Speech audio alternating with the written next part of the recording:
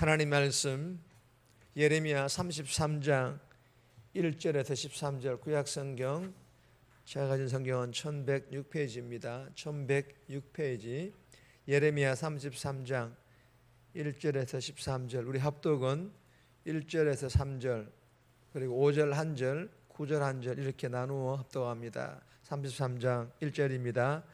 예레미야가 아직 시위대 뜰에 갇혀 있을 때에 여호와의 말씀이 그에게 두 번째로 임하니라. 이르시되 이를 행하시는 여호와, 그것을 만들며 성취하시는 여호와, 그의 이름을 여호와라 하는 이가 이와 같이 이르시도다.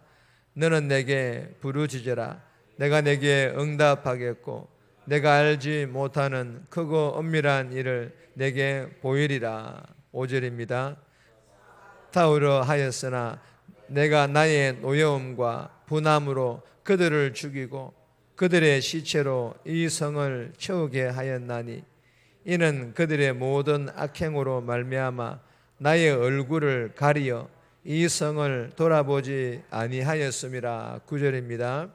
이 성읍이 세계 열방 앞에서 나의 기쁜 이름이 될 것이며 찬송과 영광이 될 것이요, 그들은 내가 이 백성에게 베푼 모든 복을 들을 것이요, 내가 이 성읍에 베푼 모든 복과 모든 평안으로 말미암아 두려워하며 떨리라.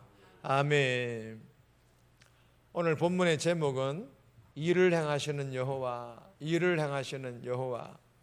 오늘 본문은 하나님께서 시위대 뜰에 갇힌 예레미야에게 하나님이 계획하신 유다의 회복, 즉 새 창조라 할 만큼 크고 위대한 하나님의 계획을 다시 한 번 더 알려주시는 그런 내용의 본문입니다.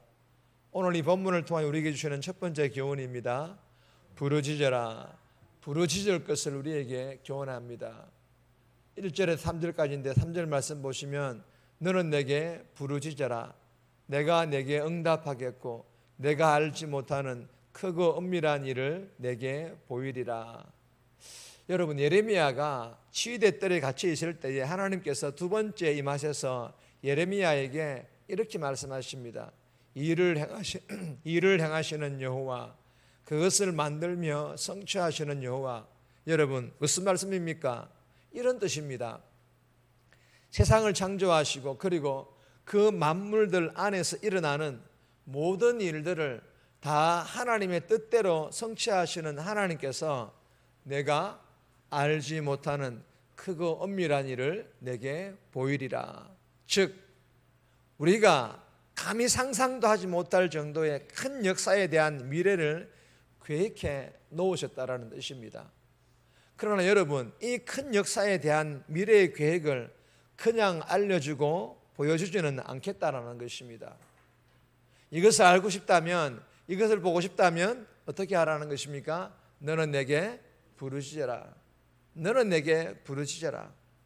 제가 기도할 때마다 붙잡는 그런 말씀이기도 합니다. 하나님 앞에 나아가 기도하되 내가 바라는 기도만 들어달라고 기도하는 것으로 그치지 말고 하나님께서 품으신 뜻과 하나님 나라가 이루어질 것에 대한 미래를 보여달라고 기도하라라는 그런 뜻이기도 합니다. 그리고 제발 좀 어설프게 기도하지 마라. 제발 좀 어설프게 기도하지 말라. 어설픈 침묵기도, 기도하는지 비몽사몽인지 분간 안 되는 그런 기도하지 말고 간절함으로 절박함으로 부르짖는 기도를 드리라는 것입니다. 어저께 제가 다른 교회 가서 새벽 예배를 드렸는데, 사실 제가 과거에 오래전에 예수 믿었을 때에 느꼈던 그런 기도의 모습이었습니다. 교회 들어서는 순간부터 시작해서 교회가 이미 교인들이 안에 있음에도 불구하고 교회는 어두컴컴했습니다. 일부러 불을 켜지 않은 것 같아요. 보니까 그렇게 일부러 해놓은 것 같아요. 본당에 들어갔는데도 몇 개의 불만 켜져 있고 어두컴컴합니다.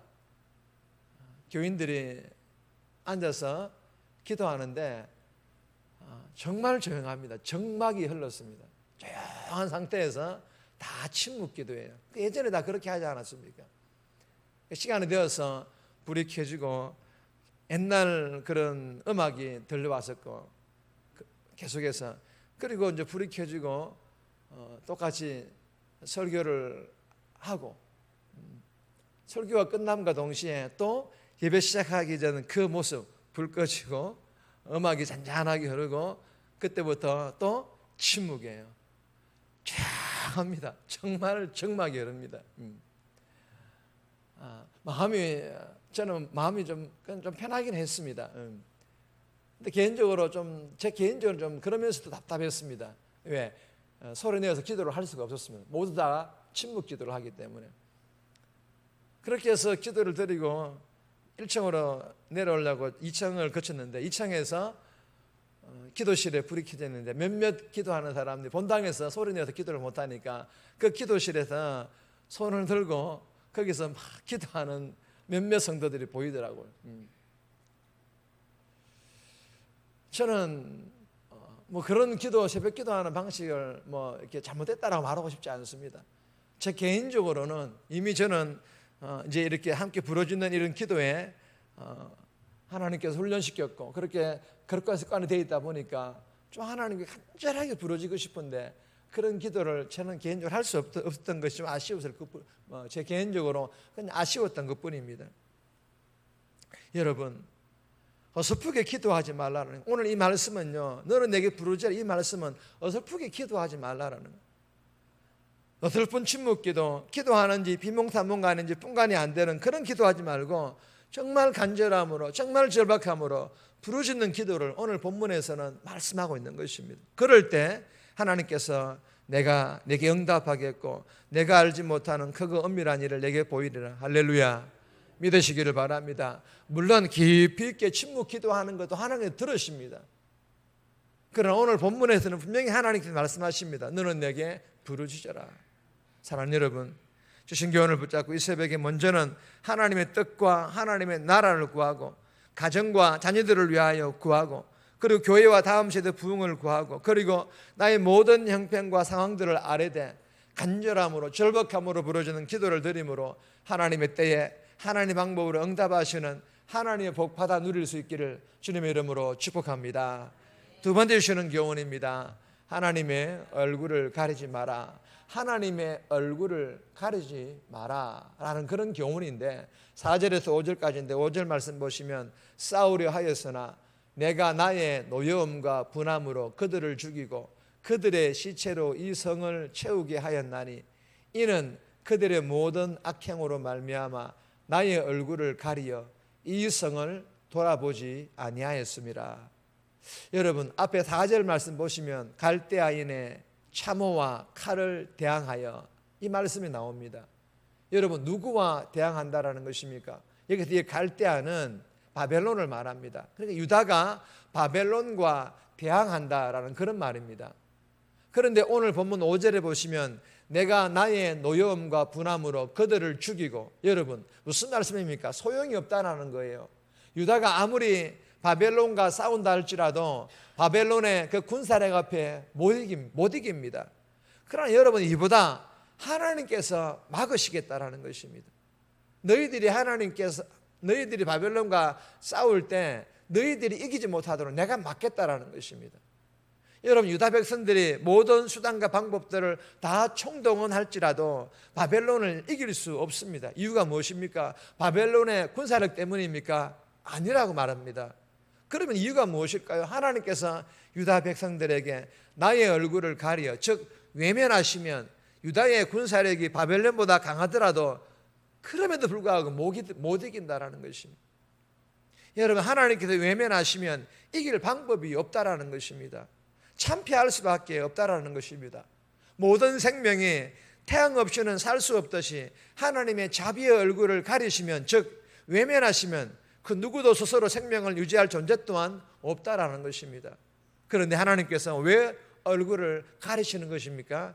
그들의 모든 악행으로 말미암아 그들의 모든 악행으로 말미암아 죄 때문이라는 것입니다. 사랑하는 여러분 주시는 교훈이 무엇입니까? 하나님께서는 날마다 우리들의 삶에 하나님 자신의 얼굴을 비추시기를 원하시는 줄 믿으시기를 바랍니다. 왜 그렇습니까? 인자와 자비와 사랑이 하나님이시기 때문입니다. 즉 인자와 자비를 베풀기를 원하시는 그런 하나님이시라는 것입니다.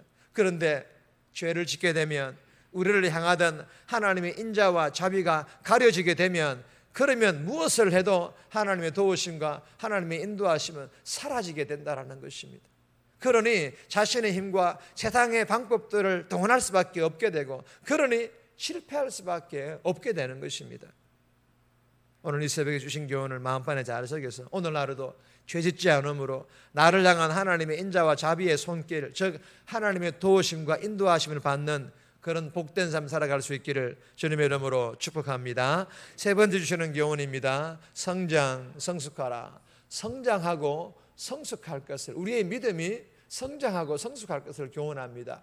9절 말씀 보시면, 이 성읍이 세계 열방 앞에서 나의 기쁜 이름이 될 것이며 찬송과 영광이 될 것이요, 그들은 내가 이 백성에게 베푼 모든 복을 들을 것이요, 내가 이 성읍에 베푼 모든 복과 모든 평안으로 말미암아 두려워하며 떨리라.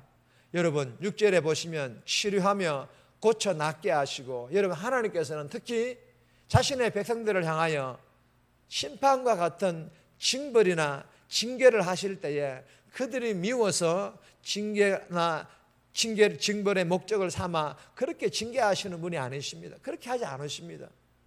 반드시 치료입니다. 회복입니다. 어떻게 해서든지 자기의 백성들을 치유하시고자 회복해 하고자 하는 목적, 즉 사랑을 동반한 징계를 하시는 분이 하나님이시라는 것입니다. 그런데 본문에서는 더 추가된 하나님의 은혜 두 가지가 나옵니다. 첫 번째가 6절에 보시면 모든 죄악을 사할 것이며, 여러분 여기에서 이 사함은 죄 사함을 넘어 믿음의 성장과 성숙까지를 포함합니다. 즉 징계와 치유에서 이제 예전의 자리로 복귀하는 것만이 아니라, 징계가 없었다면 이루어지지 않았을 더 나은 상태로의 발전, 즉 믿음의 성장과 성숙을 말하고 있는 것입니다. 두 번째로는 9절에 보시면 세계 열방 앞에서 나의 기쁜 이름이 될 것이며 두려워하며 떨리라. 하나님께서 영광을 받으시며 하나님의 이름을 드러내신다라는 것입니다. 사랑하는 여러분, 나를 향한 하나님의 징계는 사랑을 동반한 징계임을 알고, 어떤 징계라도 회개하며 달게 받고 이로 인하여 회복을 넘어 나의 믿음이 성숙할 수 있기를 소망합니다. 그리고 나의 성숙한 믿음을 통하여 하나님의 이름을 드러내며 영광 돌리는 그런 복된 삶 오늘도 살아갈 수 있기를 주님의 이름으로 축복합니다. 네 번째 주시는 교훈은 제목만 있습니다.